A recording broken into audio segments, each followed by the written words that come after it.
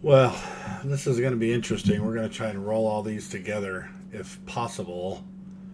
Welcome to the YouTube channel for the radiologictechnologist.com.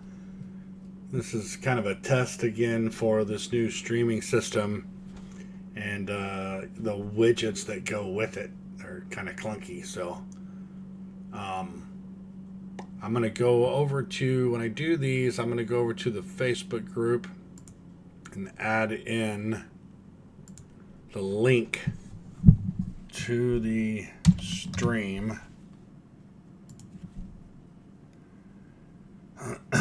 And then proceed with the show. So I don't see everything that I thought I would see on the screen, but nonetheless, let's see what's going on in the world of Aunt Minnie. AuntMinnie.com, of course, is a great source of information for the radiologic technologist genre. If you haven't been here, AuntMinnie.com has been around for over 20 years. It has a separate community for every single modality: CT, AI, MRI, women's imaging, ultrasound. It's all here. So if you want to know a little bit about everything or a lot about one thing, you can simply go to that community and see what the latest articles are. This one was rather interesting. I always like when they grab a mummy or sarcophagus or whatever and run it through a CT scan, and they're able to see inside of the wrapping without disturbing the mummy. But Aunt Minnie is a good source of it's a good resource of current knowledge. I tend to go in here almost daily and check out the daily articles. A lot of it is repeat. AI may help diagnose early lung cancer. I think we've been saying that for about 3 years now. So sometimes it's not groundbreaking information, but sometimes it is. So if you're not familiar with AuntMinnie.com, you should check that out. Of course, don't forget about the blog that we have, the radiologictechnologist.com. There's a search bar here. I get a lot of the same questions in email and in the Facebook group. If you're not familiar with the Facebook group, real quick, it's the Radiologic Technologist group.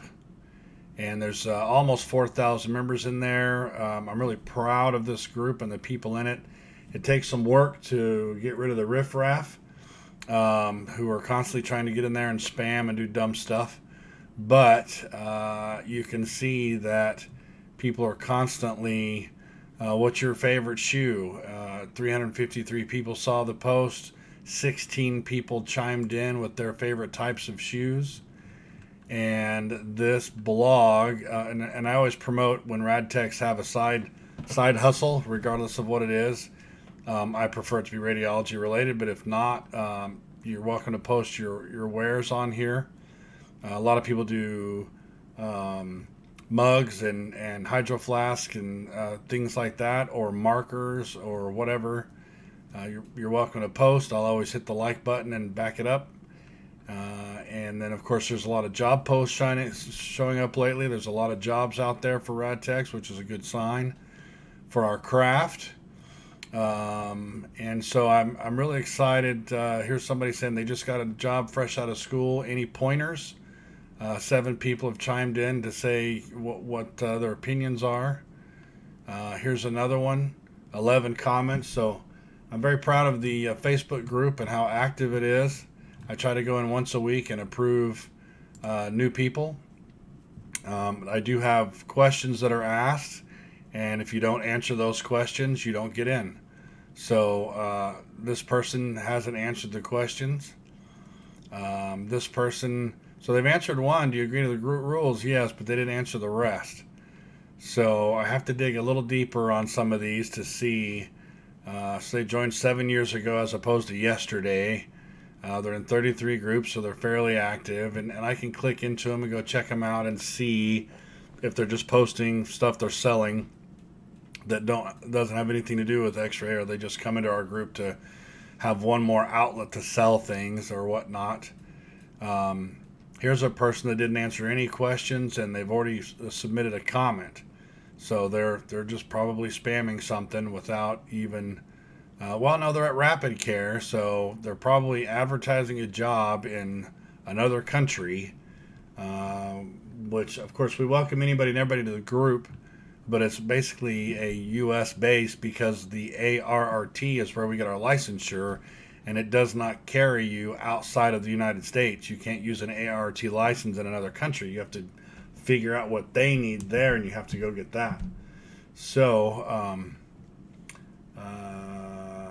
it's telling me there's no viewers, so I'm just going to stop talking for a little bit.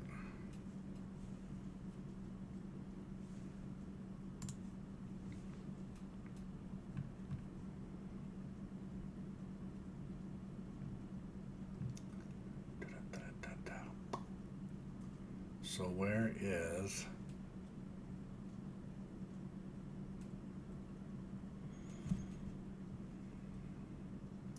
Don't forget to subscribe and hit the like button.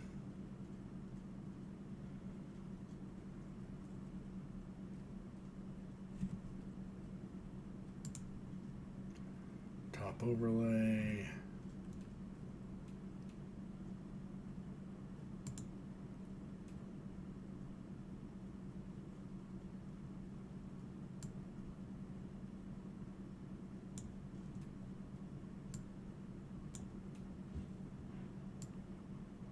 Where is that?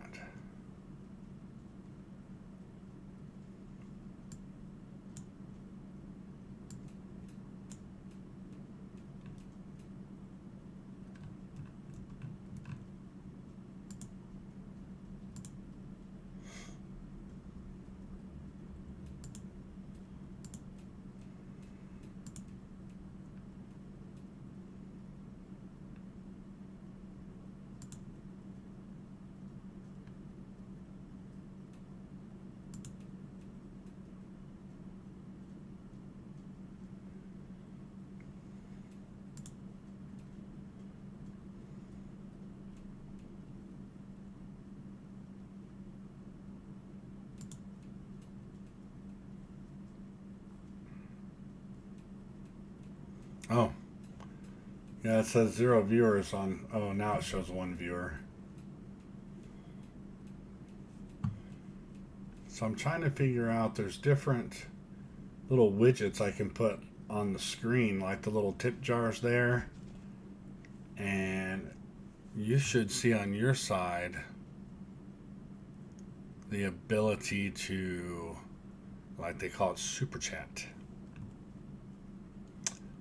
Let me go to YouTube. And if I go into the video,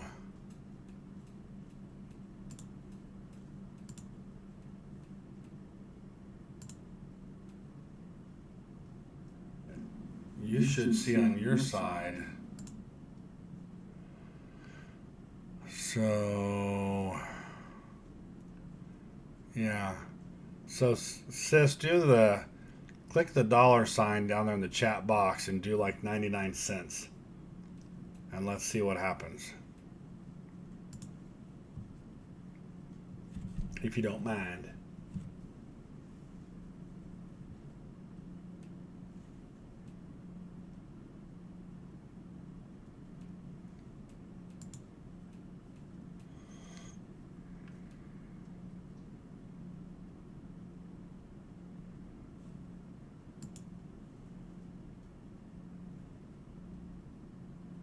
Yeah, do that, and it should ask you an amount, and just do like 99 cents. And it should make a sound on my screen, and it should make little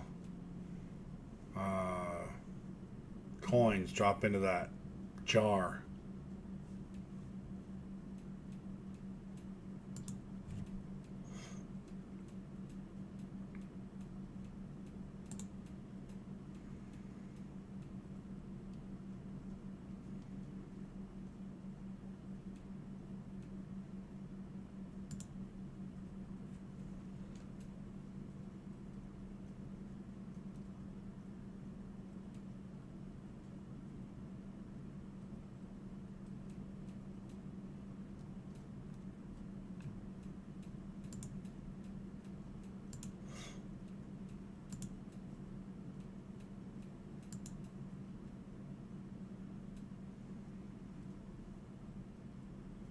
Let me know when you do it.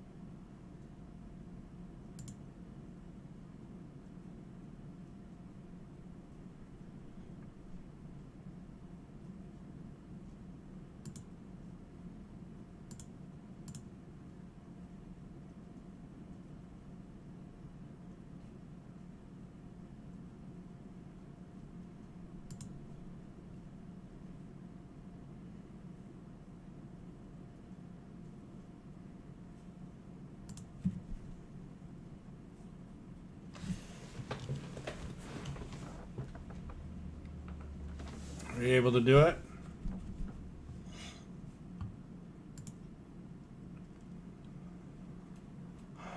Where does it say how many? Boom.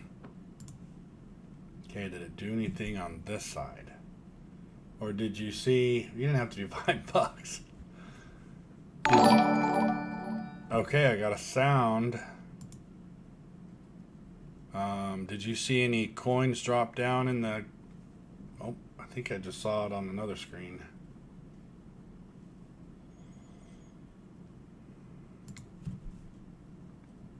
Yep, okay, there it is. Victoria Jones has super chatted. Cool. So it shows up in the chat. So I've been watching this other guy that does it this way. That's where I got the idea. And people will say stuff to him, but then every now and then somebody will want their question answered, and they'll do like $1.99, and it notifies him that way, and that's how he knows to go answer that person's question specifically. So I'm gonna start doing that to see if I can answer people's questions that way. And there should be music playing in the background, but I haven't figured out how to get that to work yet either. And I'd like to get the bottom right corner with my picture in it to just be my silhouette, like no background, instead of the big square. But I haven't figured out how to do that yet either. I saw my name go across your screen. Cool. Yeah, and there's different widgets I can turn on. Like this one says top donator. And I can see it on my side, but I don't think you can see it on yours because I'm turning it on kind of live. So I just turned on a top donator widget that's right above my head. Now I moved it next to me, yeah, it's right above my head. But I don't know how to make it turn on while I'm live. And that's a pretty big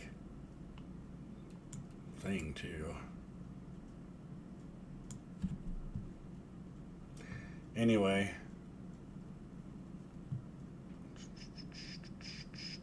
Oh, there it is. There's a lag. Yeah. So I wonder if that would have said your name if it had been active when you did that.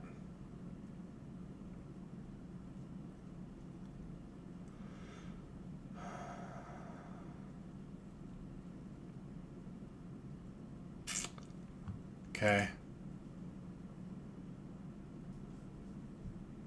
So I go tip jar and I move that down just a little bit.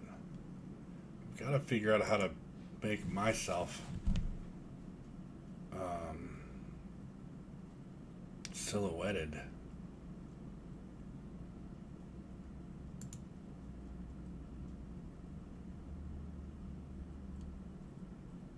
Top overlay. Oh, that's up there.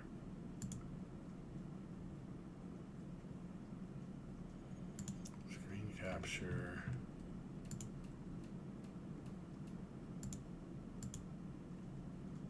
Alert box.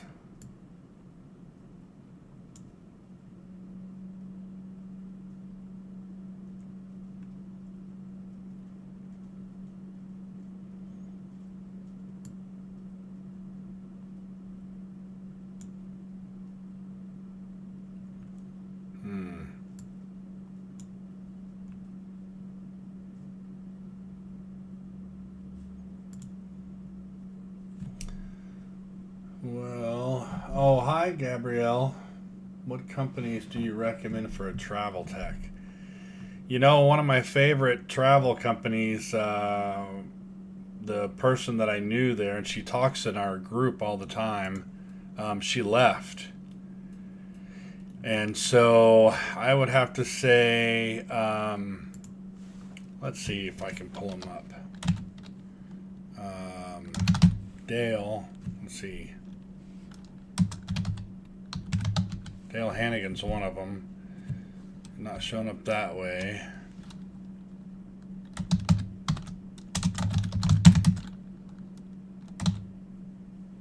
Oh, you got to do it this way.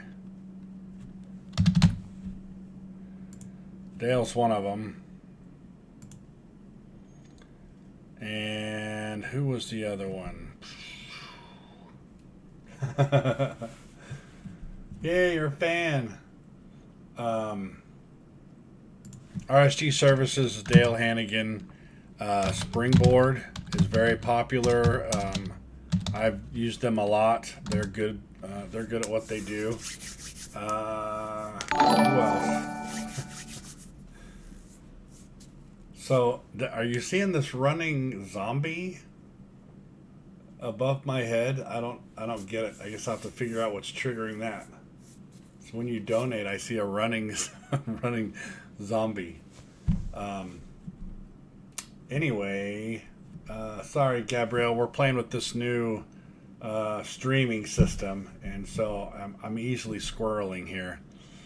RSG Services, Springboard, and the other good option to choose is to go to your groups.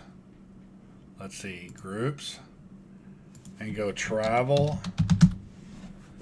And travel radiology Wanderlust and travel radiology technologist. I believe it's Wanderlust that I'm in. Right? Yeah, visit group. So I've gone here and posted questions before. I've even asked about me going back and being a tech. I've been out for about 10 years as an administrator.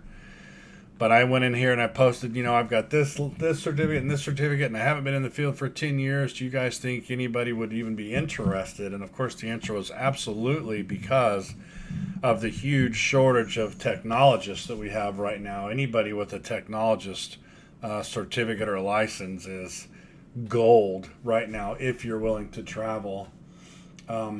Yeah, I'm glad you love the videos. Those are kind of a pain in the butt to make. And that's why I'm doing this live version now more than the videos I used to make, because it was taking so much time to edit that out and stuff. And I'm kind of a perfectionist in a way, where I was trying to time things just perfectly and insert the right memes or the right images or whatever. But anyway, travel radiology Wanderlust. Gabrielle Medina. Let's see if I can invite you.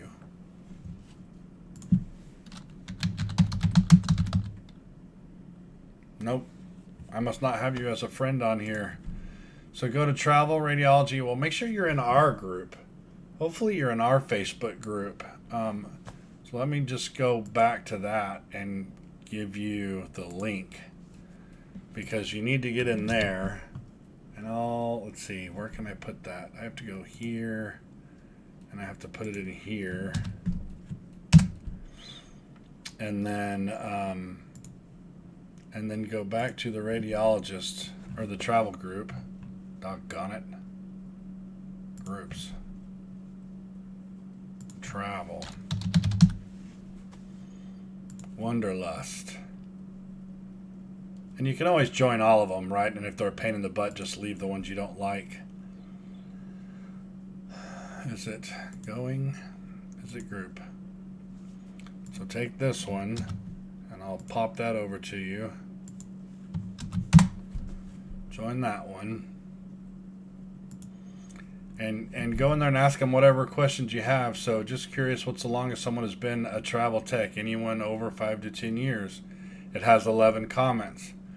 Best place online to buy scrubs. 16 comments. Has anyone ever worked at Hendricks Medical Center? See, I like that too. Nobody's answered, but it's nice to be able to ask for actual firsthand knowledge. I've had that in my group where somebody's thinking about applying to a program, and I actually had, because I used to pay for honest reviews from graduated students. Back when COVID hit, I was offering, I think, a $20 Amazon gift certificate to people who would write me a review of their x-ray program, and I had about 18 different questions that I had in there that they had to answer or try to answer. You know, what did you like, what you didn't like, all these different things. And somebody asked in our group about a particular program, and I just happened to have a review of that program, so it worked out really good. But glad that helps. You're welcome for both of those. If you have any other questions, definitely let me know. Victoria, did you see your name pop up in that top donor? I'm not seeing anything in that little top donor box next to the tip jar. I want to make sure it works if people do a donation like that. Maybe comment in the comment section. Let me know if you saw it there or not. I may just need to remove it.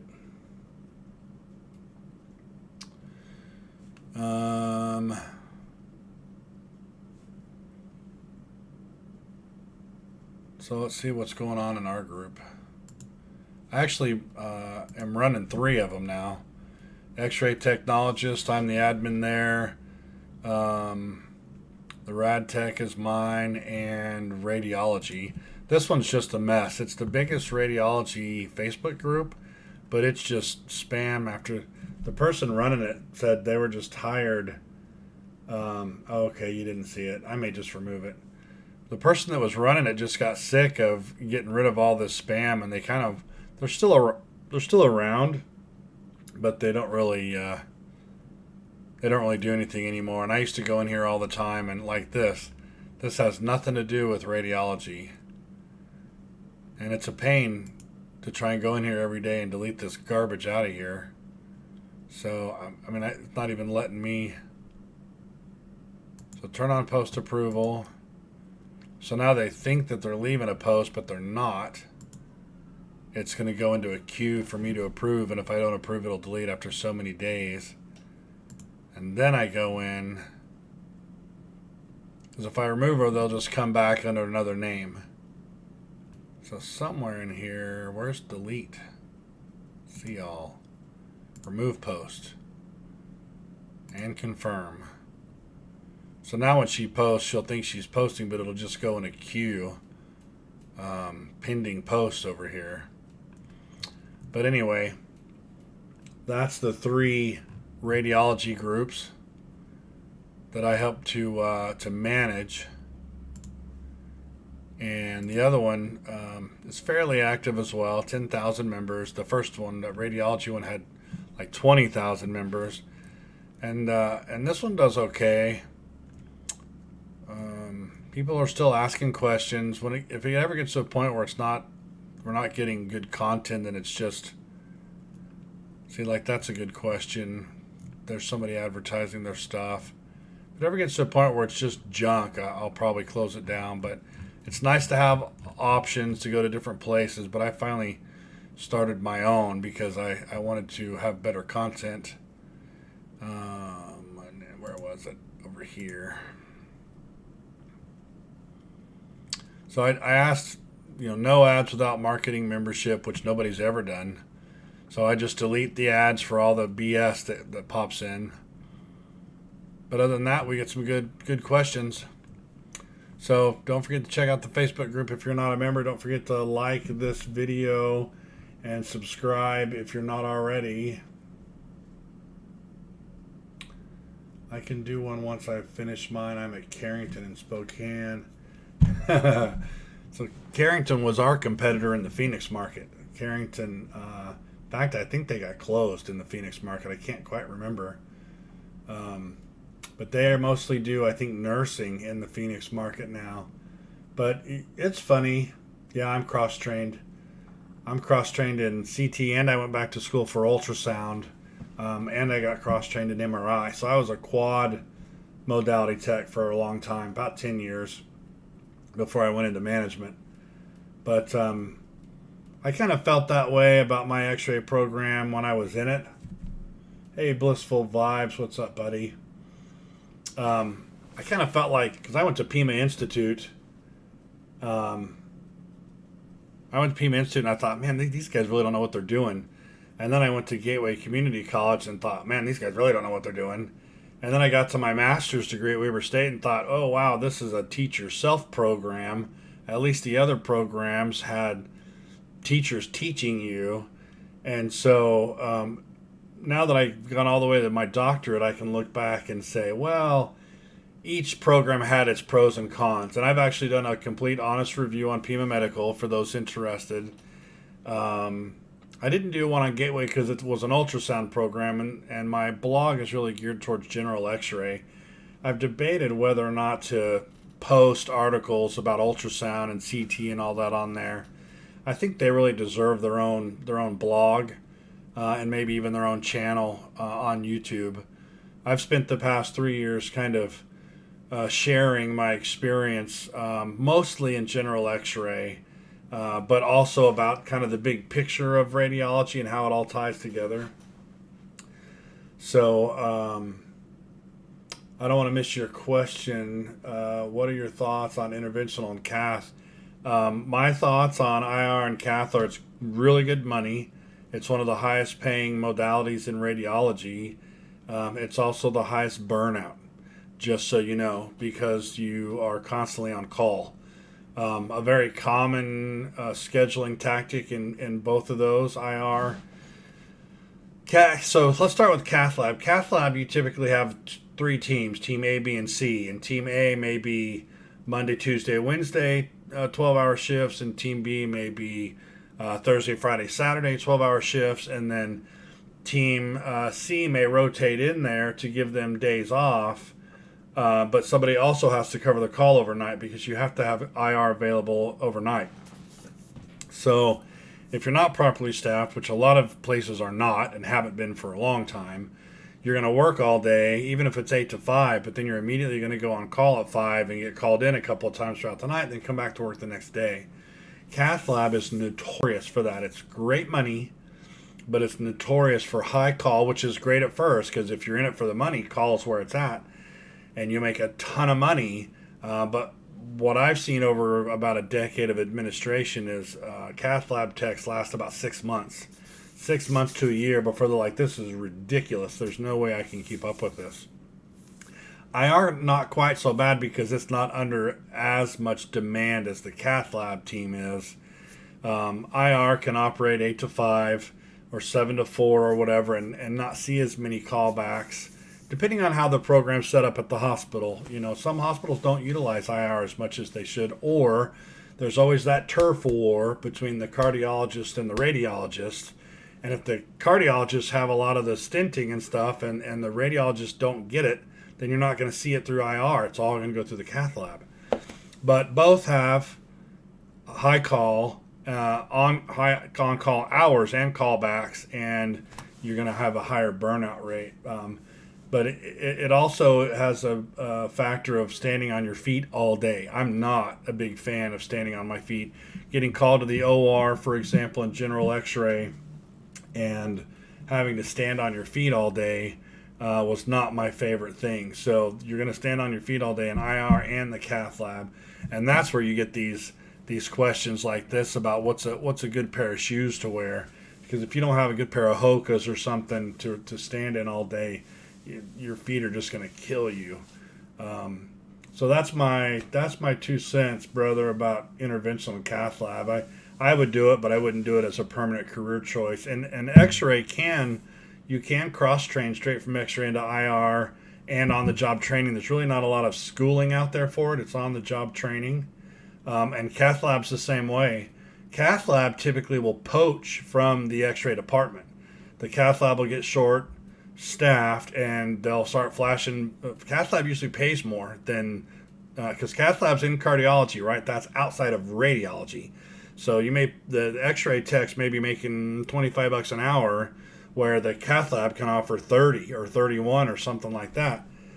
So they'll start talking to those X-ray techs saying, "Hey, if you come over to us, we'll cross train you, and we'll give you more money, and you can have all that callback pay."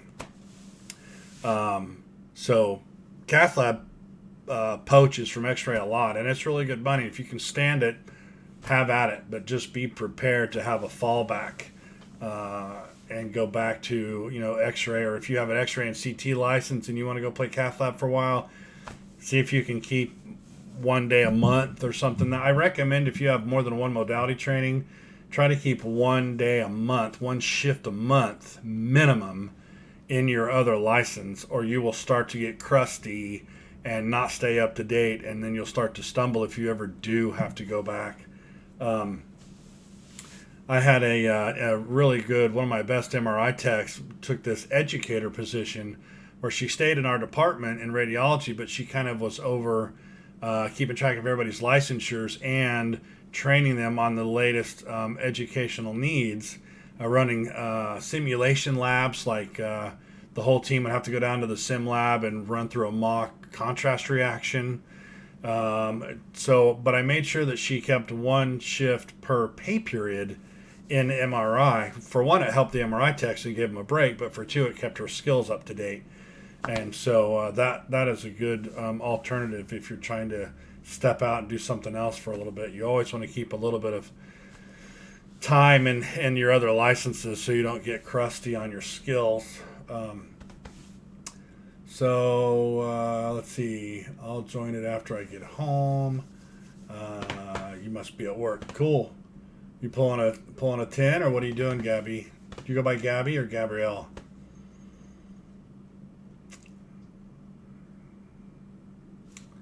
Yeah.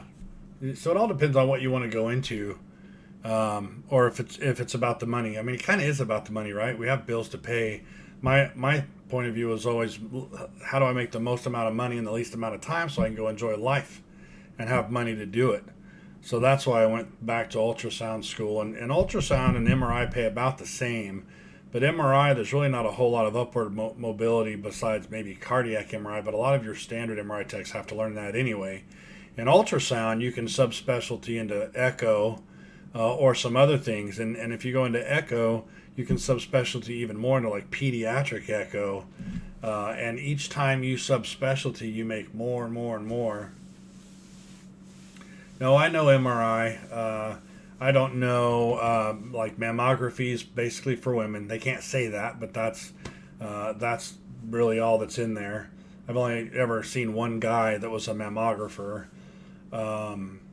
What do I not? Oh, nuke med. Nuclear medicine is another 2 years of school, and I wouldn't go back again for another modality. Because you really get spread, there's a point of getting spread too thin. When I learned 4 modalities, I couldn't keep up with all 4 of them, and it was MRI that I ended up letting go because I liked, my favorites were CT and ultrasound. So I worked the night shift at a small hospital where I got to do X-ray, CT, and ultrasound throughout the night, and I did a little bit of all of them, so I got to keep my skills up. But MRI is not a whole lot different, and I get in trouble for saying this, but MRI is not a whole lot different from CT. The console's the same. You kind of scan a little bit differently, but if you're scanning ahead in CT, you're going from the orbital floor up, and if you're not the orbital floor, but the cranial floor up, and in MRI it's about the same. Shoulder, you angle it a little bit differently in MRI to get the joint space, where in CT you're trying to get the shoulder anatomically correct. But still a lot of the same stuff. Different technology, right? MRI uses magnetic resonance, where CT uses X-rays. But Gabby says, have you been in any surgeries? If so, any of that stood out? And actually, our school is 1 year of school and 1 year of clinicals. Yeah, there's a lot of different ways the schools are doing it now. Ours only had you in the classroom for 3 months before they threw you out there, but at that 3 month mark, you only went for 1 day of the week to the clinical, and that was just to kind of start learning where things were. And then after another semester went by, you did a lot more time at the clinical. But yeah, I've been in just about all the surgeries, including O-arm surgeries. I don't know if you've gotten the chance to see an O-arm. I'm sure you're familiar with the C-arm and placing your patient in the C-arm, and you got to wiggle, waggle, and zigzag and move the table or move the C-arm in and out, all the different angles that a C-arm can do. But an O-arm actually has a piece that closes around the other side that makes a complete circle, and it spins around the patient and gives you imaging for like spinal surgery, 3D imagery to help the surgeon guide where screws and things will go.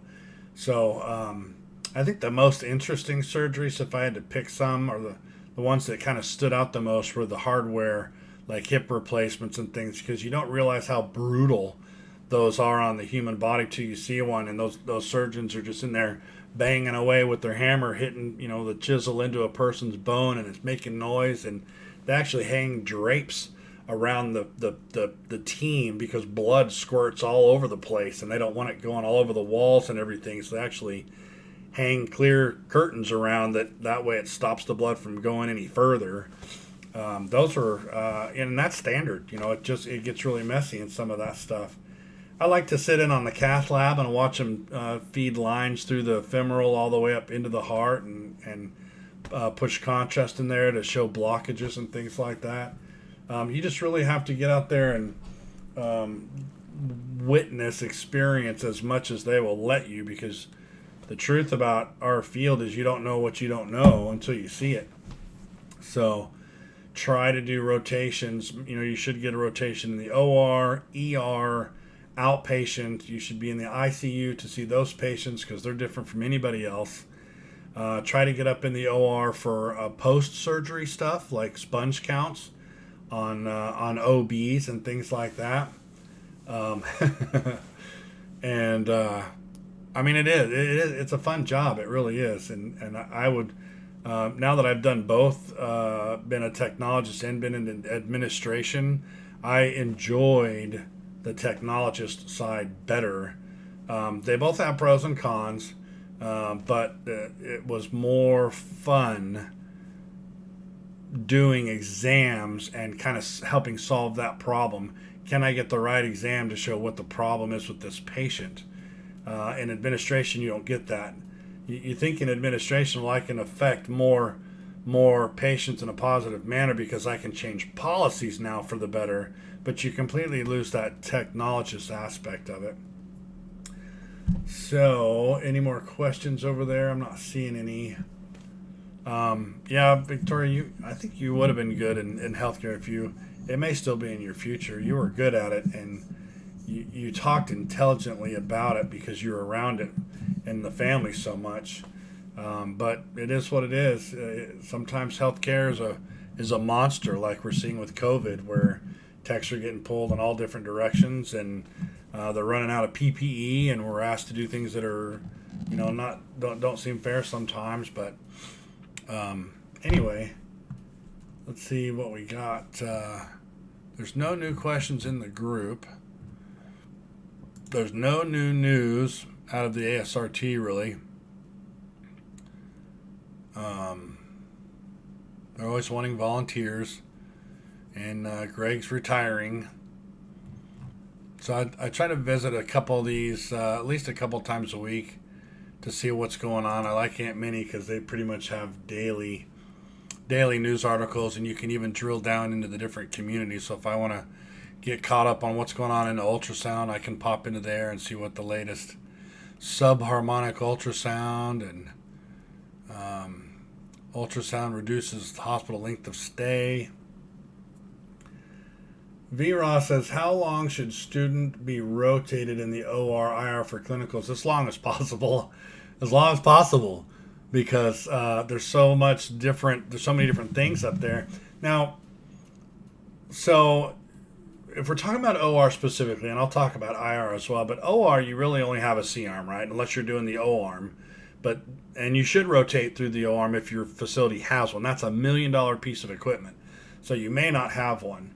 But C-arm, really, once you learn how to use it, and you can, if you get approval from your clinical instructor, I used to allow students to practice with the C-arm in an empty room in the radiology department, just not pushing the button, because you have to have a radiologist around if you're administering a dose. But don't push the button, but you can wiggle, waggle, and zigzag, and put it over one of your X-ray tables, or just pull a gurney in there and practice going over the.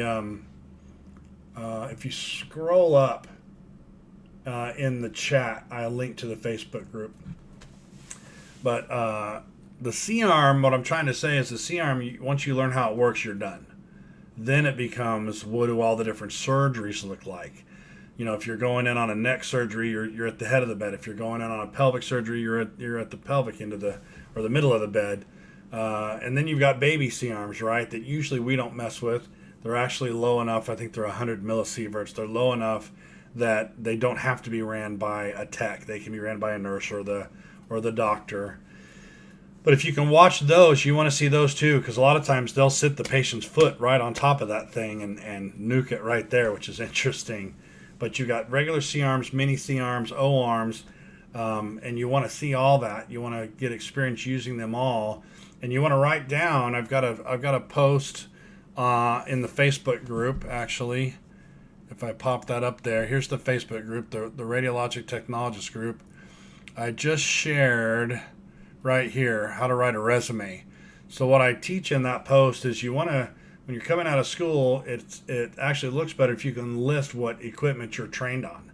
So if I'm a radiology director and I'm hiring you, and I see on your resume that you have only experienced GE products because the hospital you did your clinical rotation, that was a GE house only, and I've got all Siemens, I might go, this guy has no experience with GE or with Siemens, and that's all I have, but this other tech has Siemens, so they may outweigh you.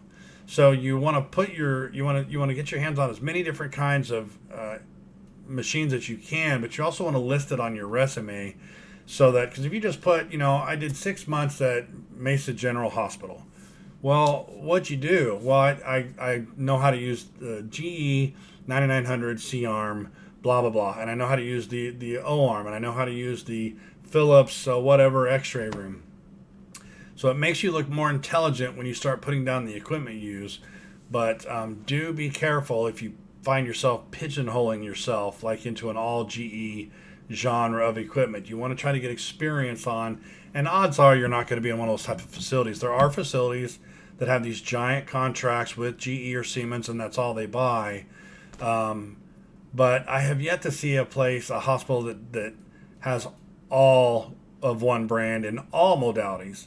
Because not every vendor makes the best of everything. Like Siemens sucks at ultrasound machines. That would be a GE or a Philips. But so how much time should you spend in there? As much as they'll let you. You can do so in the ER. You need to learn how to position trauma people. You need to learn if somebody's elbow, if they got a bone sticking out and you got to do a lateral elbow, you've got to learn how to really manipulate your camera more than you manipulate the patient. Because the more you move them, the more they scream. So sometimes it's about you positioning in an odd angle more than it is moving the patient to try and get the appropriate angle. So the ER, you want to learn how to do the traumas, and they come in all shapes and sizes. It's never ending. Outpatients are boring. Outpatient is the same old thing. It's what you're taught in school. It's the standard 3-view or 2-view. Don't worry too much about outpatients. That's more your turn and burn. You're just getting comps and moving on. That's where you get your comps from, really. In the OR, you want to use your C-arm and an O-arm if you have it, and you want to see a mini C-arm if you can just go watch. And, after you've done enough that you know how to move the C-arm around and hit the R the correct way so that it flips, and I've got a cheat sheet on there for that as well on the blog. So the blog, if you haven't seen it, is the radiologictechnologist.com. The way, one of the best ways to navigate it is hit the sitemap button, and I've kind of listed all the articles by topic. So you can kind of scroll through, or you can do a Control F and do a search, or you can use a search box to do a search. You want to know the latest on shielding your patients. That's a common question. Just type in shield. Here's a kind of a tongue-in-cheek about doctors that say, hey, make sure you double shield my patient. But here's the controversy about do we shield or not. Different things. So use the search box to find an article about C-arms or playing clean tech, dirty tech during COVID, or which clean wipes do I use on my equipment, because not everything works on COVID. Just use the search for that stuff and you'll find I've got articles on just about everything. Which sanicloth do I use in radiology? I actually had to call the company because even the website wasn't clear about it. But in IR, it's going to be varied.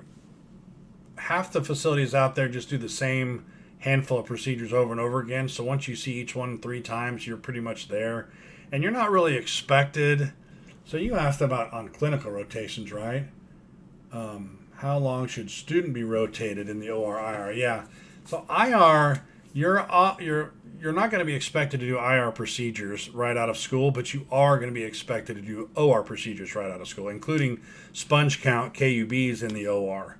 So, they'll finish the surgery and they're missing a sponge during a post count. They call us up there to put a flat plate under them and do an image and see if we see anything. And I've got a really cool post on that too. Wonder how I would find that. We did a project at my hospital where we did x-rays of all the different types of sponges and needles, and right there, foreign bodies and radiopaque surgical items. So these are all the different pads and stuff we use, and we actually shared that with our radiologists, so now they know what it looks like if they see it on an image as well. But don't worry about what you learn in the IR, because you're not going to be expected to do that when you get out of school. If it's your goal to learn IR and get into IR when you graduate, just know that most places won't even let you in there to work until you've been in the x-ray department for a year or more. I have cross-trained earlier than that when I had a good candidate, but typically you have to work in x-ray for a while, and the OR is a part of the general x-ray duty, so don't focus too much on the IR. Typically, most programs at the end of your schooling, if you've got all your comps and you're all done, they'll let you spend the last 2 or 3 weeks in any modality you choose just to shadow.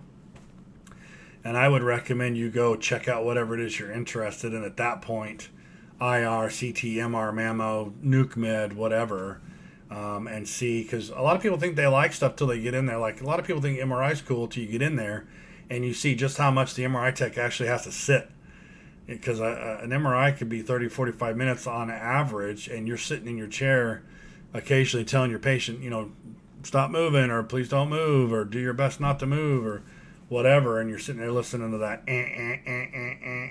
for an hour, and they decide that that's not really what they're looking for. Hopefully I got everybody's questions in there. If you have any more, let me know. Does this have timer? So I'm at 55 minutes already. It goes so fast when you do these. Don't forget to hit the like button. Subscribe if you don't mind. I think the bell thing is probably still there. And see what we get. What was the facet? Oh, Facebook group. Okay. I wish it would show me who the viewers are. It just says 3 viewers. So I know, I'm guessing it's Gabrielle, Vera, and Victoria, because you're in the chat. But if you don't chat, how would I know? It doesn't say over here, does it? So I can hide the chat. You betcha. Thanks for joining the live, V-Raw. Shout out to V-Raw.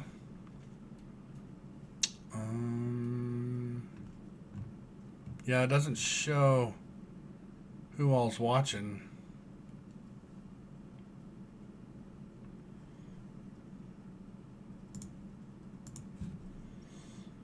I got to get back into promoting this blog more on the Facebook group, because I still see the same questions put like this: what shoes do you wear? I don't know how many times I've posted in there that I've got I actually took a poll on 2 of the Facebook groups asking people what their favorite shoes were.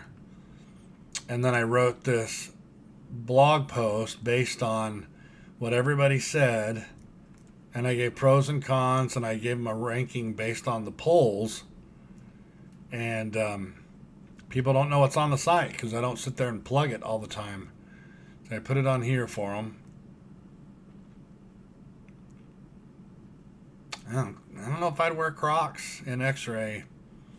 I know you see a lot of nurses in them, but I think I would wonder if somebody who wants to wear Crocs has tried Hokas, because I know it's a dumb name and I know they look silly, but Hokas are the most comfortable shoe I have ever tried in my life. And I was a big what was my other favorite? I think it was Adidas. Oh, right here. I did a comparison between the Hokas and the, can't remember what that was. But anyway, I think we're rounding up to about an hour. In clinicals, what helped you with adjusting into the medical field? I'm 20, so would like some insight on what it's like as a young person. It's going to be overwhelming if you want the honest truth. If you're 20 and let's just say you don't have any medical experience or exposure to the medical field, it's going to be overwhelming, but it's not something that you can't learn. So, yeah. And Crocs are slippery. I've fallen and busted my butt in Crocs. But Gabrielle, just stick with it. It's actually, it might sound silly, but if you watch the shows like ER and Grey's Anatomy and that kind of stuff, yeah, there's a lot of stupid drama crap in there. But it does show that is how they treat doctors piss poor. Other administrators teach them poorly. Other doctors teach younger doctors poorly. Patients treat them poorly. And sometimes it rolls downhill to us, and the doctors treat us poorly. But you're going to see gross things. You're going to smell gross things. You're going to get gross things on you. Most of your customers, i.e. patients, are there because something's wrong, which means they're not going to be happy. They may take that out on you. You may see them take that out on the nurse when you're in the room. That's one of the hardest things I think about the healthcare field and radiography is, we go through a lot of training. You go through 2 years, which is the same amount a nurse goes through. Same amount respiratory therapy, same amount physical therapy. I mean, some of them, physical therapy I think now goes 3 years. But people don't realize that an x-ray tech goes to school for 2 years and does like 1,600 hours of free clinical rotations. Even doctors, when they do their rotations, they get a stipend. We don't. We basically give up our lives to learn it. And they don't give you the respect you deserve for what you've gone through to learn what you know. So, let's see if I answered that completely. In clinicals, what helped you with adjusting? I would say always make sure you're there just a little bit early because not only just for the old, never show up late rule of thumb, but they may hand out the better assignments to whoever's there early. Like back in the day, they had pagers. Now they probably use phones a lot for like being assigned to the ER or being assigned to the OR. And whoever gets there first can say, I'll take the OR today, or they may get assigned that first or may give you the choice. And whoever shows up last gets whatever's left. And if you hate the OR and like the ER, and whoever beat you got the ER, you're stuck in the OR all day. So get there early, finish your patients at the end of your shift. Don't ever leave in the middle of an exam. Always finish your last patient, even if it takes you a little bit late. And then just remember that every tech has their own way of doing things. Every single tech has their own technique. So one tech may tell you to shoot a portable chest one way, and the very next tech tells you a different way. It does nobody any good to say, well, that's not what Bob said, or that's not what I learned in school. Just do what they tell you to do. and then keep it all. We used to have the little phone books that were pocket sized that were alphabetized. So you'd open it to C for chest X-ray, and you'd write down Bob 90 at 10 portable or whatever, with grid, and then Sherry 90 at 5 without grid or whatever. Um, and then when you're done with school, you go through, and by then you'll have your own technique figured out, and you do whatever you think is best. But when you're a student, just do whatever they tell you. If they reach over your shoulder and bump your mask down or something, don't get offended. It's not a big deal. Those are the kind of things I would give you for advice on helping you being new in the medical field and new in radiography. And just sit back and watch what the respiratory therapists do. Watch what the nurses do. You'll start to get an understanding. The more you know about how everybody works, the more you understand healthcare as a whole. You don't want to get into a position where all you know is X-ray and you don't understand. Like if you show up at a code at the same time that respiratory shows up at a code, who gets the right of way? Who's more important, right? Well, it depends on what situation the patient's in. If they're getting intubated, then they're going to need, if respiratory is intubating them, you got to get out of the way and let them intubate them. But if the doc already intubated them, you need to confirm that location with your X-ray, so you need to jump in there before, say, respiratory does an ABG or whatever, or the lab. You're always showing up with the lab, and the lab's like, well, I got to get labs. Well, sorry, they just intubated. That they need to know that it's in the right place before you get your lab. So you learn that kind of thing by observing and watching what's going on around you. I don't do Crocs. Yep. Try on clouds. And if it can come out of a person, yeah. So Victoria is a CNA right now, learning about goop and poop and all the fun things you get to do. Back when I started, you had to have a CNA license or an X-ray license. No, CNA or an EMT to get into certain programs. So I did an EMT course a long time ago. She's doing the CNA route. So anyway, I think we're a little over an hour. It says 3 people are on. I think I've answered everybody's questions. It doesn't look like there's anyone else on that I can tell.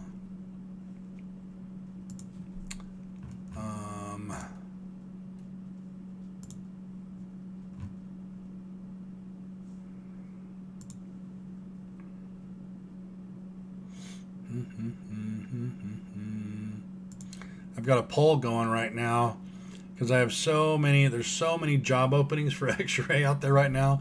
It's ridiculous how many jobs are open. And it's funny because as one person says, don't get rid of them, because we used to always have people that would pop into our groups and say, don't go into X-ray because there's no jobs. And I went through X-ray, and when I graduated, I couldn't get a job. And the truth on those people 9 times out of 10 are they were horrible in their clinical rotations, and therefore their clinical sites didn't want to hire them. If you do a good job at your clinical, remember your clinical rotation is one big fat long job interview. And hopefully you are doing clinical rotations at places that you would like to work. If not, if you're doing clinical rotations at a place you absolutely don't want to work at, you need to try and get a clinical rotation somewhere else, unless that clinical rotation that you're stuck with has everything and you just got to suck it up. Like if you get a clinical rotation at a county hospital where you're going to see anything and everything, but you don't want to work there because it's nasty or dirty or your people are treated poorly or whatever, you still got to pull it off, because county's one of the best places to see mega traumas, multiple traumas, gunshot wounds, through and throughs, all kinds of stuff, versus little bitty, small town stuff or outpatient clinics. But hopefully you get to choose where you go. And in our school at Pima, they put all our names in a hat, and I researched where I wanted to be beforehand, and they would take our names out of a hat. When they pulled your name out, you went up to the front of the class and wrote down which 2 clinical sites you wanted to rotate through. And I got picked about halfway down, and I got what I wanted, but I also was careful to pick. What I went for was one level 1 trauma that would give me everything I needed, and another one that would allow me to do clinical rotations on the weekend so that I could work during the week and do clinicals on the weekend, because that's another struggle we have to do as students, right? If you have to work and go to school at the same time. So anyway, there's tons of jobs, and there was always people that would say you can't get a job, and I said, is this getting in everybody's way? It's feeling a bit spammy.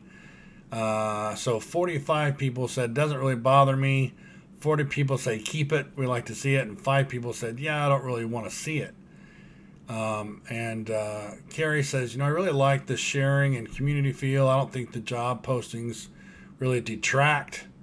And the next person said that she's seen another group where they put those in a different place. So I'm going to check that out and see if somehow I can put those job postings in maybe another one of these topics. Maybe assign it a topic and put it over there.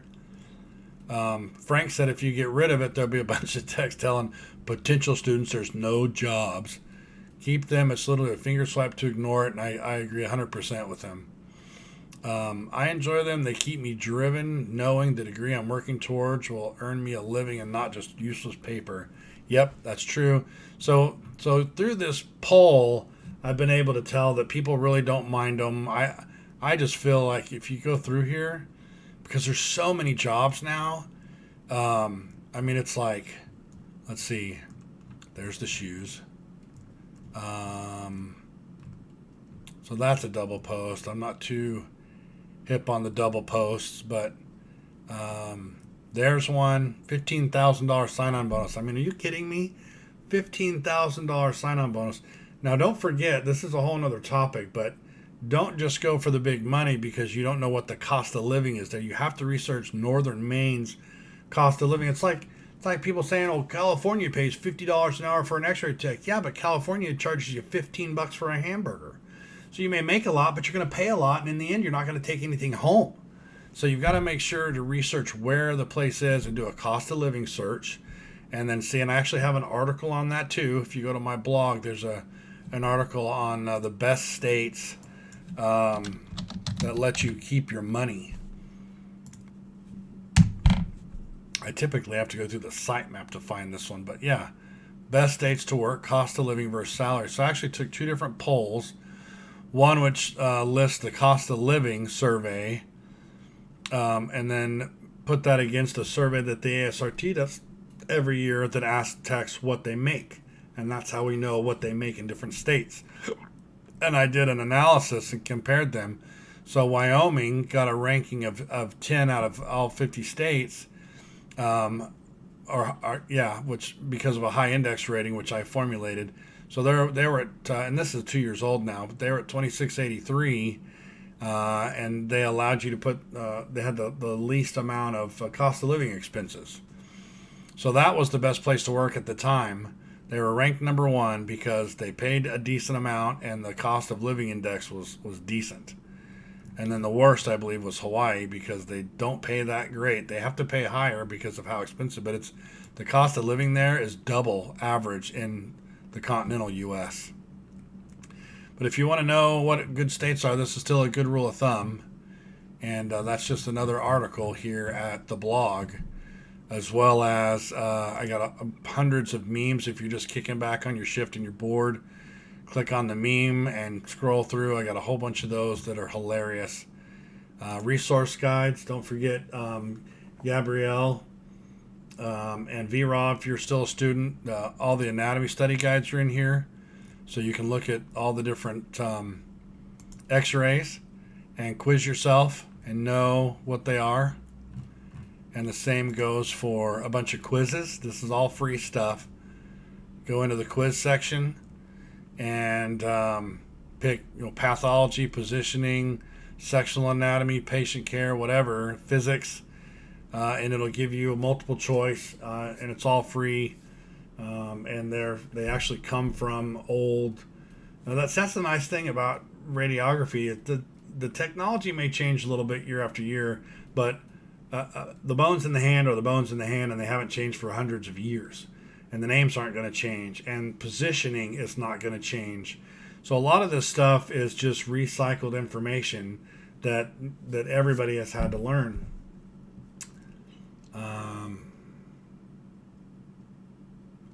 Okay, so no new questions.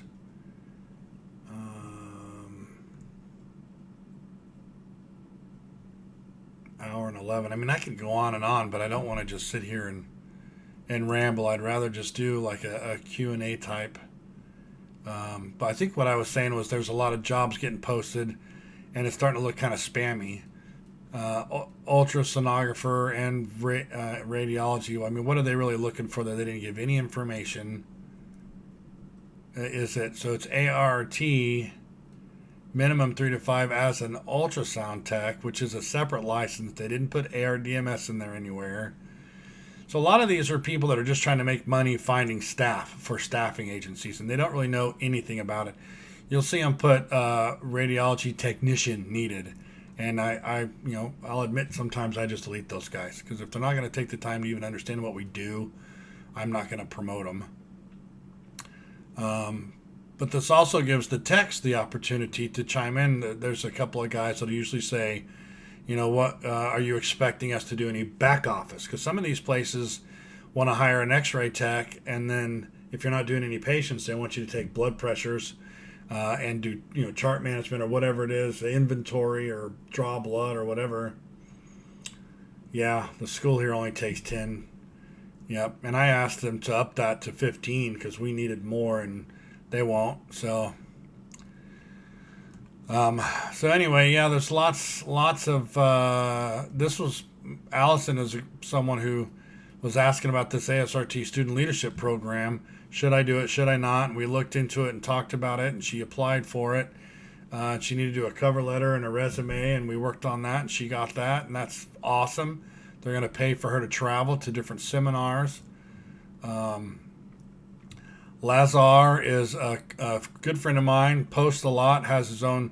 He just started a blog. He also does. He's the first guy that came out to do CEUs just for us. He's a tech, and he wrote this monster 24 CEU exam that you can buy for $20.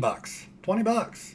And it may take you, 3 to 5 hours to do it, but for $20, you take one exam, you get all 24 credits, and you're done for your CEUs. So I plug him all the time. He's always on here. Rad tech position available. See, I'd rather they put the pay because this doesn't tell us a lot. There's Lazar. Here's somebody asking for help in Memphis. Here's a guy I recommend, Dale Hannigan, good friend of mine. He's in Sherman, Texas. We've known each other for a long time. He places people all over the country. I highly recommend working with him if you're looking for a permanent position. Here he is. Here's the $20 for 24 CEUs that I told you about. Same thing. Posted it again. Here's a $5,000 sign-on bonus for an X-ray tech. Rachel, is it polite? With 2 T's? Would you still say polite?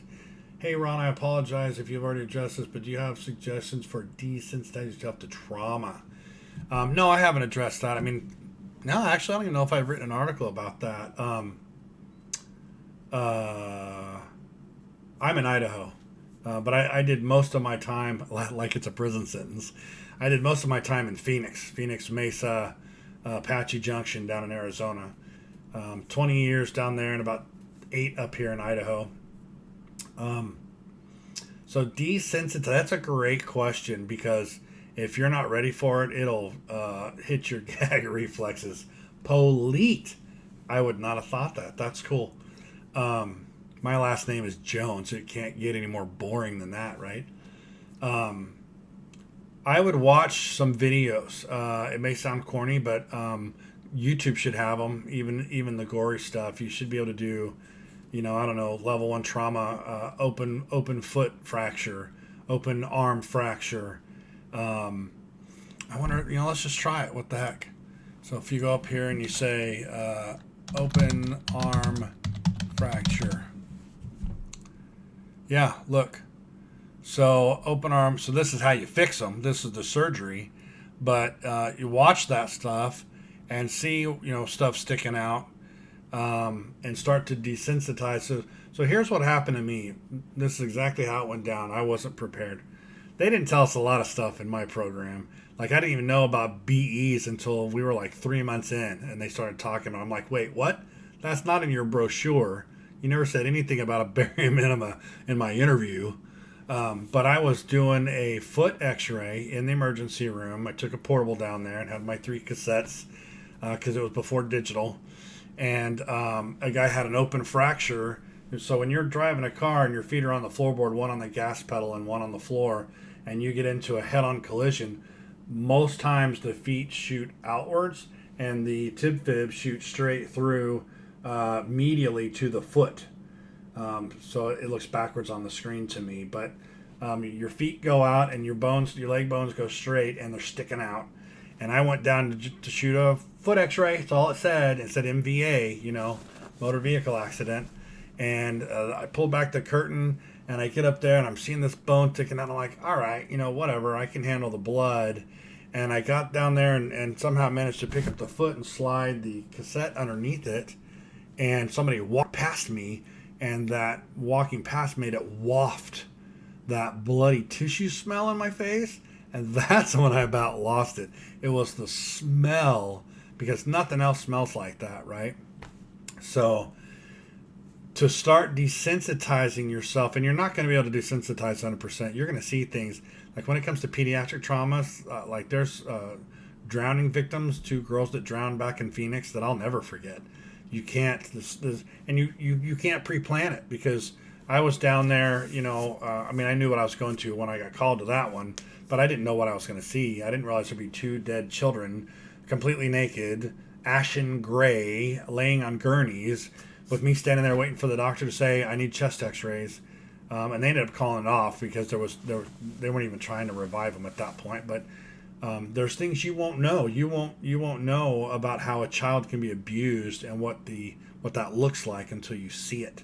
And you need to be debriefed after that. There should be procedures at every hospital that help employees deal with that kind of stuff, because you can't internalize that, or it'll just crush your soul day after day. So, hey, Allison, we're talking about traumas. Maybe you can chime in how to desensitize on traumas. But I would say watch the videos like what I'm showing on the screen. No, Victoria, we don't get to do, maybe some schools do. I didn't. That would be nice. And maybe you can see if you can do that where you live, if there's a way. Yeah, well, cadavers typically smell like formaldehyde. But, yeah, obese patients can have their own smell. Yeah. So what we're talking about is how to deal with the traumas and the sights, sounds, and smells that come with that. You can, and don't be afraid to ask somebody to go with you. And like I had a guy who, he was my clinical instructor. He knew CT and X-ray. Captain Jim Shepard is no longer with us, but he had the worst gag reflex. And if we would go, even if it was just BO, if it was bad enough, he would start going, hoo-uh, hoo-uh, hoo-uh, and he'd have to leave the room. And I'm standing there as a student going, well, I guess I'm on my own on this one. Don't be afraid to ask, hey, I have a child who's 3. This is a trauma on a 3-year-old. Yes, I understand I need to learn how to do everything, and it's my job, but would you mind doing the x-ray while I observe, because it's a little emotionally overwhelming for me? That's perfectly okay to say something like that. None of us are superhuman, and none of us, it's the same thing as boosting an obese patient by yourself because, I'm strong enough, I can do it myself. You don't have to. You can always ask for help.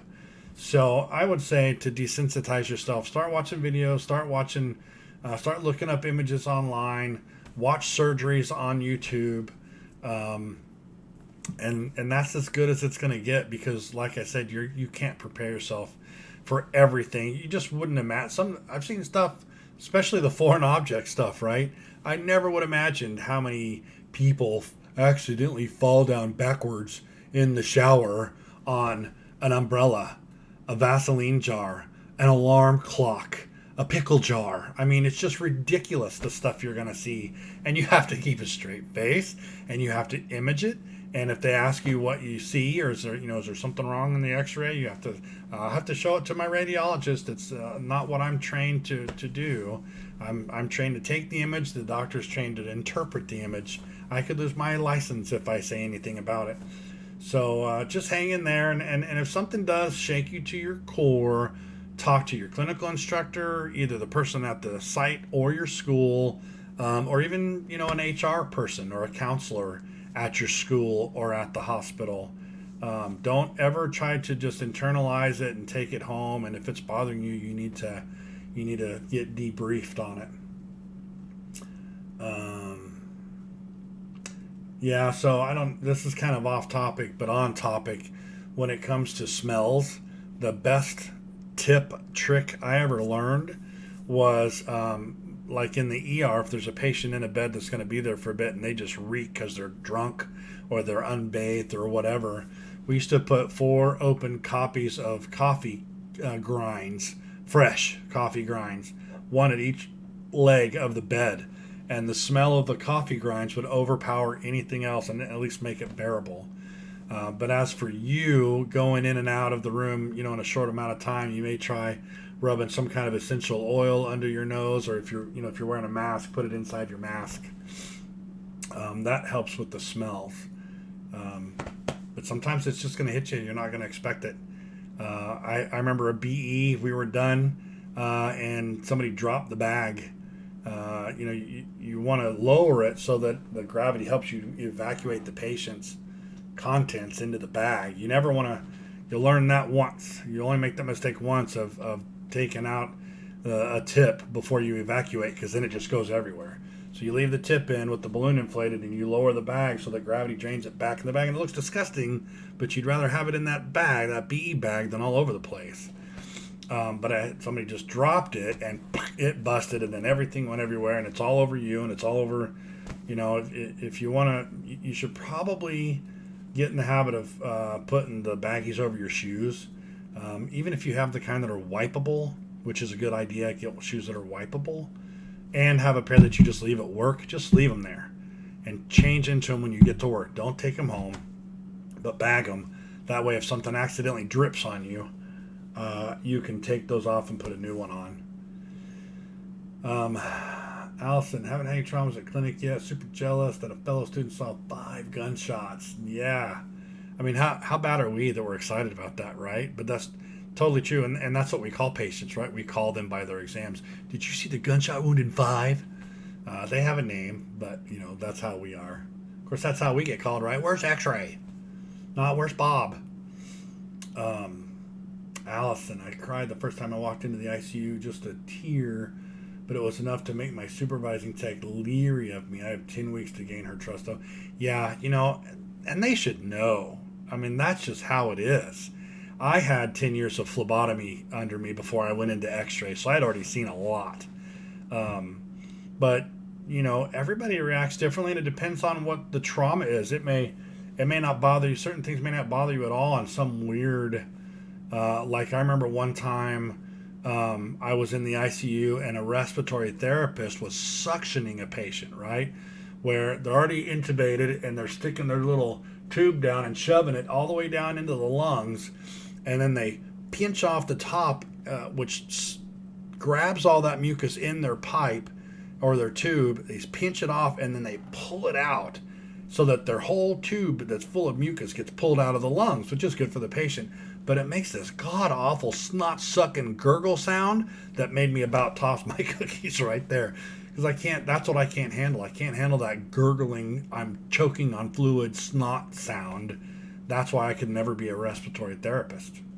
So, and don't expect that. You're not ever sitting at a dinner table in a restaurant and hear somebody getting suctioned. It's just not something you're used to. So you'll learn as you go what these different things are, and maybe if that's a thing you don't like and you and respiratory show up at the same time and the doc says you can let respiratory go first, you just step back and go get a coffee or whatever and let respiratory go in there and suction the patient out. You want to x-ray the lungs after that anyway, right? You want to see what the fluid levels are after they suction. So you got to start kind of putting these things together when you're seeing the other employees do their jobs. So let's see. Also, you will always want to keep an extra pair of scrubs. Yeah, an extra pair of clothes, extra pair of shoes. Yeah, and learn learn how to play good, clean tech, dirty tech when you have MRSA or COVID or whatever is highly contagious. Um, so hour and a half. We're at an hour and a half, guys. Don't forget to hit the like button. Allison and Rachel, if you guys can hit the like button, that'd be awesome. Maybe subscribe to the channel. I would appreciate it. I'm trying to get subscription up. And we're going to start doing these videos hopefully once a week here pretty soon. It's just really hard to nail down a day. And I'm doing this from my home office too. Makes it dependent on, like today, we had another snow day here in southern Idaho. So all my kids are home. The dog's here. My wife, who's an x-ray tech, she's actually at work. She works at an outpatient clinic. So she does the walkie-talkies, I call them. Anywhere from 15 to 30 a day at her clinic. And keeps her busy, but she likes it, gets her out of the house. So I've gone over the Facebook group. Make sure you're a member there, because you can ask anything and everything. You can even ask anonymous questions. You can email me or messenger me or whatever. Like, if you're having an issue at your clinical site and somebody's being rude and you don't know how to deal with it and you want me to put that out there, I can say, I have an anonymous question where this is the specific incident that happened, or some way, to get the question out there that doesn't give away too many details, and see what 52 other techs would do in that particular situation and start giving you some ideas of how to handle that. So that's the group. It's coming along really well. We're at almost 4,000 members. Lots of jobs posted, lots of questions answered. The website, the blog rather, it's time for me to kind of update, get some fresh content on there. I shied away from doing positioning videos because there's just so many out there already. There's no point in duplicating it. What I like to give is stuff that you don't see everywhere else, like talking about how much we make versus how much nurses make, or which sani cloth do you use, because it's hard to tell. An old x-ray tech chart, which you don't really need anymore. I'm curious if you guys are listening at your clinicals, or do you have the day off? If you can type that in the comments, that'd be great. It doesn't matter either way. I'm hoping that people are able to listen to this kind of stuff at their clinicals, but I guess you'd have to have an AirPod in, and then your clinical instructor might think you're listening to music, and then you could get in trouble, so that may not be a good thing. But I sometimes I take these questions we get from the Facebook group and I make an article out of them.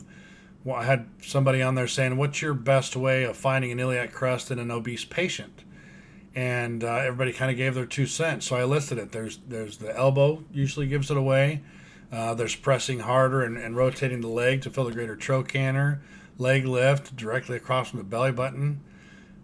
So altogether, I bet you there's probably 200, and I didn't tag everything because I'm bad about that, but there's over 200 articles on here that talk about a whole bunch of different things. What clinicals are like in the hospital, what clinicals are like in a clinical setting, meaning outside of the hospital, how to write your resume, successful interview strategies. I've got several videos and articles about what questions you could get asked, what they're looking for in the answers, how you should go to these interviews, how you should answer the questions. I got like 11 different ways to pay for RadTech school, tips on getting into the program, if you have to work full-time, how to pull that off, common injuries, CEUs, how to be a travel tech, the best states to work in and keep the money in your pocket, another common injury based on polls that I saw in the Facebook groups, why I chose a career in radiography, what we wear to work, how to get accepted, a day in the life. I reviewed 5 different scrubs for guys. Forensic radiography is really exciting. You guys should check that out. How to pass your boards. Talked about the RRA, which is, there used to be an RPA, which no longer exists. It was like a PA for radiography. That's gone. But now there's a solid RRA program, probably 30 of them around the country. Don't start clinicals till October. Yeah, don't sweat it. It'll come before you know it. And feel free to stop by and ask questions anytime, Facebook or here or whatever. I typically answer questions too with a video. If you look through my channel, people email me questions, and it's easier for me just to hop on and do a 10-minute answer on a video than it is for me to try to type it all out.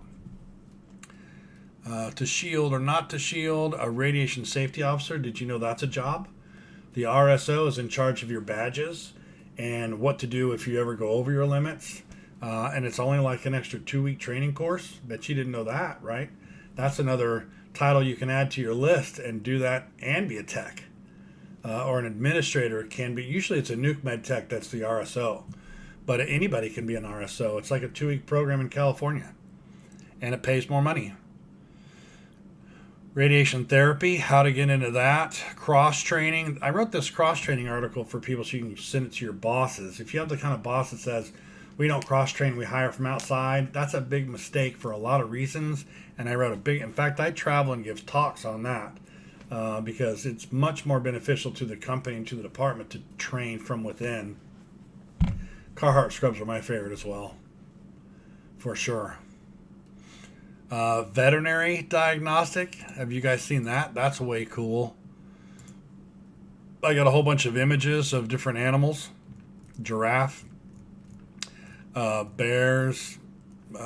This is an X-ray inside of a statue. That's the actual cat that was entombed. Horses. I mean, I got a bunch of veterinary stuff. What else? The pigastat. You guys will have to learn how to do that. Burnout. I travel. I'm actually going to New Orleans this May to do a conference talk on burnout. I list 13 different causes of burnout for techs, and for each one of those I give 2 ways to avoid it or reverse it. Another, forensic radiography. So that's for when, like in the local hospital here, the x-ray techs didn't know, but if they're new, they could be working the night shift and the coroner could show up with a body in a bag and say, I need you to x-ray the hand for me, or I need you to x-ray the head because there's a bullet in it and I want to see what the track is or whatever. They don't teach you that in school either. They don't even tell you that you do that in school. That's forensic radiography. Everything there is to know about markers, how to make them yourself, all that stuff. I have a marker encyclopedia, where to get supplies. Fluoroscopy, contrast dye, shoes again, RadTech Week, how to put one together and make it a lot of fun and not have to spend any money on it. There's just a whole bunch of stuff on here that I just can't. If I had the time, I would go in here every day and post them all. But how boring would that be, right? So I go in every now and then and I list a couple articles, or when I welcome the new members, I say, hey, don't forget to do a search. Where did I do that at? I did it. Don't forget to do a search for your questions before posting. You could search the group, or you can search at the blog, and then I welcome everybody. So, hour and a half. I'm probably going to cut it here. You guys are welcome to send me any questions you might have outside of this. Thanks for stopping by. Make sure you hit the like button. Have you guys hit the like button yet?